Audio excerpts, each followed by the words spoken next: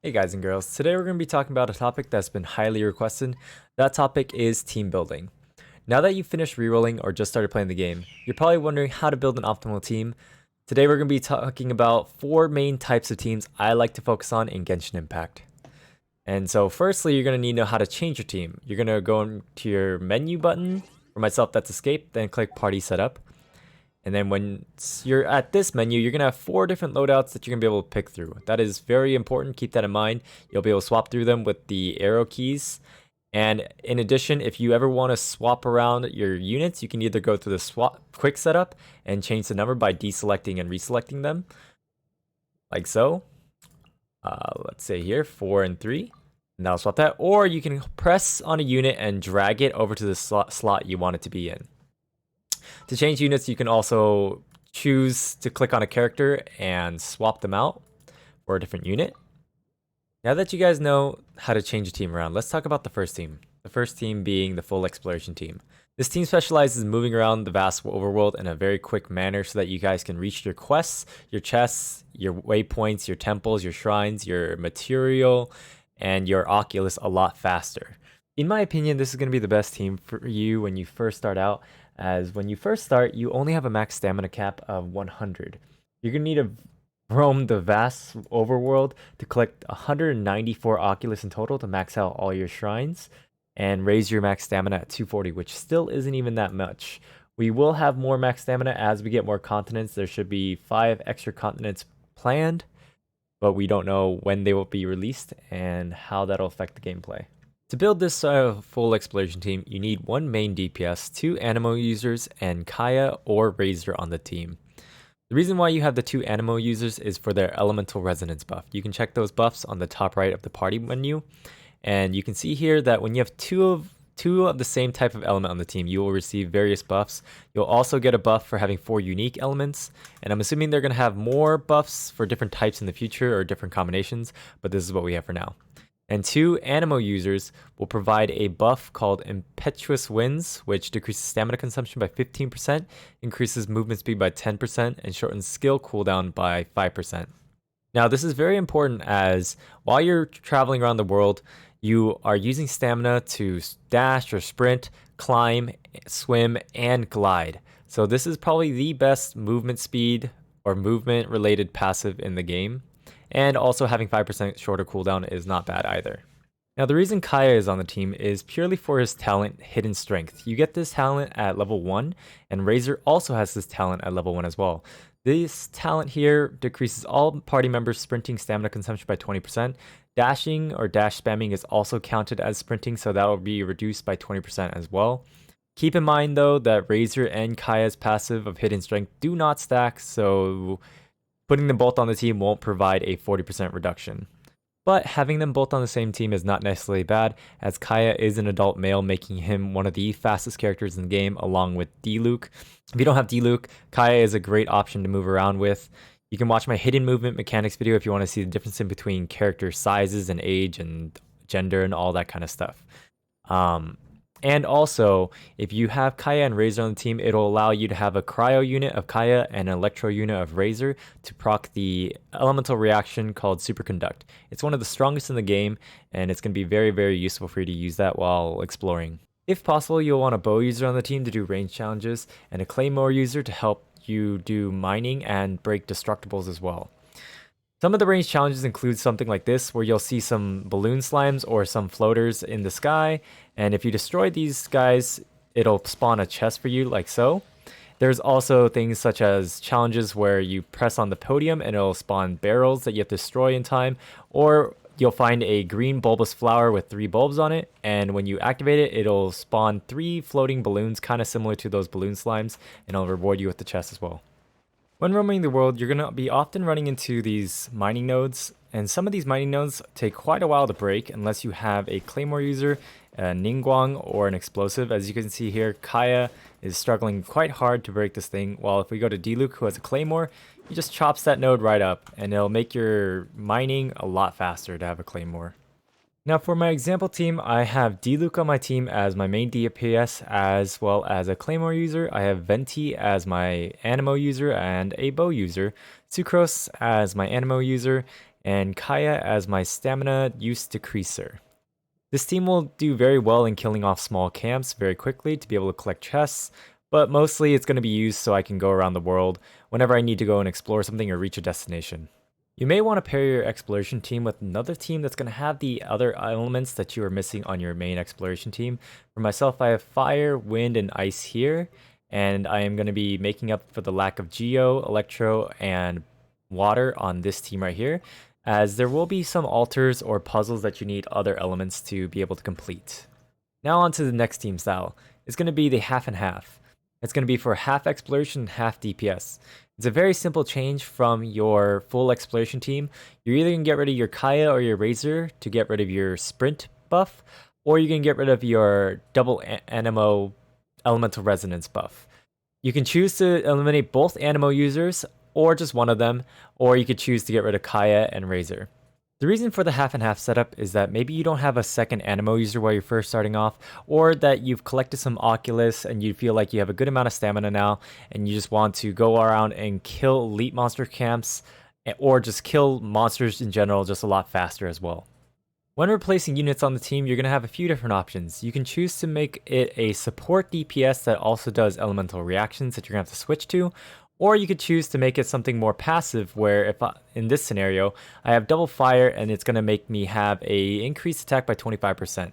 In this situation, I can choose to not ever switch to Xiangling, and I can always just use her as a passive and have the ace up the sleeve where I can go to her if I need extra damage from her burst or her fire totem, let's say if I'm killing like an elite or so. The third team option is going to be the full DPS team option. I prefer to not use this team option unless I am strictly doing world bosses or maybe even elite monster farming to get Ascension materials and artifacts. Artifacts are essentially pieces of equipment that you will be putting onto your character to help raise their stats. Artifacts will have varying main stats, as well as every 4 levels you'll have a brand new substat or an increased substat as well. 2 pieces of artifacts though will always be static. The flowers will always be an flat HP, and the feathers will always be flat attack. Now when it comes to the other pieces of gear of the sands, the goblet, and the circlet, they can be a varying main stat as you can see here in this spreadsheet. I will be posting the spreadsheet once again in the description if you want to check this out. It's under team building help and about half the page down under the which artifact stats should I use. Now if you guys were unaware, you guys can open up your adventurer's handbook, this book on the top right, and you'll be able to go into the bosses section and find monsters in here that are not world bosses or ley lines that cost nothing at all to go and kill. And you can go and farm Ascension materials such as these right here that will be used for weapons and characters, or you could go and also get artifacts. I don't really recommend you go and do artifact farming from elite monsters until your world level is higher. You can see by clicking on these little icons here to see if they cost resin, such as this leyline that costs 20 resin, this electro hypostasis which costs 40 resin, and this world weekly boss that costs 60 resin, which you only get rewards from once a week. But if you do find a monster that you do want to farm, you can always navigate to it. The book does not show every single one of them, but there are resources online that I will maybe be putting in the description that will help show you all the elite monsters in case you do want to farm those. And in case you don't know what Ascension is, it is essentially raising the level cap of your character or your weapons by materials collected in the world from elite monsters and bosses together, or domains as well. In this team style of full DPS, we're going to have 1 main DPS and 3 support units. On these support units, we're just going to be swapping over to them to use their elemental skill or their elemental burst skill, and swapping over to the next support, or the main DPS again. The main DPS is there just to be able to do mostly auto attacks until the team cooldowns are over, so that you can go back to using them, as elemental skills and elemental burst skills is the bulk of your damage. In this team example, D-Luke is there as the main DPS, Venti is there to help CC the enemies as well as bring them together with his elemental burst skill, Fischl is there to apply the electro element and proc the overloaded elemental reaction, Xiangling is there for her elemental resonance buff of double fire to give 25% attack to the entire team, as well as having Golba, her elemental skill, as well as her Pyronado of her elemental burst skill to help apply pyro and do fire damage. Now for those that are looking to make a full DPS comp, you can always go look at this Reddit spreadsheet that's going to be linked down below. It's going to have a lot of theoretical team comps as well as damage numbers at Constellation 0 and Refinement 0 for 4-star weapons. So this is a very budget friendly list, as well as having descriptions on what they specialize in, what they do, and how they work. So make sure you guys check that list out. If you look at the list of these team comps, you'll notice a trend. The main DPS is often paired with a support that is of the same element. The reason for this is because of the elemental resonance system in this game, as well as the energy system. You need energy to be able to use your elemental burst skill, and one of the main ways to get energy is to use elemental skills on enemies. If you use an elemental skill on an enemy, you will get elemental particles of that element that was used. You can see the chart down here of how much energy gets distributed. If they are not of the same element that you use the skill for, it will cut down to a third of the level. You can also gain energy by just dealing damage to enemies, which you'll get clear particles for, and by killing enemies, you'll get clear orbs. This is a neutral type of energy gain, which will go equally to all units, regardless of element. And there's also another way you can gain energy by just auto-attacking, but this will only go onto the main unit itself on the field. To showcase his energy system, you can see here D-Luke almost has his burst skill, while Amber has virtually no energy at all. If we hit him here with the E from D-Luke, you can see 2 pyro elemental particles came into my character and gave me a lot of energy. And you can see here Amber also has some energy to go along with it. And then now we're going to go perform some auto attacks, in which you will be able to see here that my energy bar on the bottom right is slightly going up as I hit him with no particles coming into me. Now we're going to showcase the clear orb system, or the clear particle energy system, where we're just going to hit these mobs, in which they're going to drop these white orbs that will give us all energy of equal value. Now onto the last team style. This team style is just basically going to be the full DPS comp, but slotting in a healer in place of one of the supports. The reason why you're going to want a healer is because as your adventure rank grows, so will your world level. Starting from adventure rank 20, your world level will go up to 1, and every 5 adventure rank levels from there, you'll go up 1 more world level. Adventure rank is noted as AR or account level as well. You can see here from this window that as your world level increases with your adventure rank, so will your treasures and your loot. But your opponents will also grow stronger as well, which will result in you taking more damage, in which you're probably going to want a healer to top yourself up all the time. The alternative would be that you go and farm a ton of food mats to craft food and scarf it down to heal mid-battle, or you go back to your shrine after every single battle to go and heal. Another main reason why you're going to want to slot in a healer into your team comp is for the Spiral Abyss. This is the endgame tower system that's going to be available at Adventure Rank 20.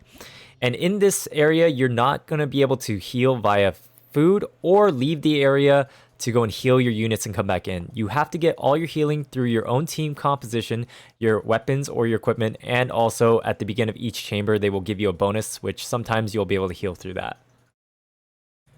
Also, keep in mind that floors 5 and above are going to have a mechanic called Divergence. Divergence is essentially a system that's going to cause you to form 2 separate teams of 4 to be able to clear each floor. So for the people that pulled multiple healers or multiple DPS, don't worry about it. It's going to serve its purpose in the Abyss.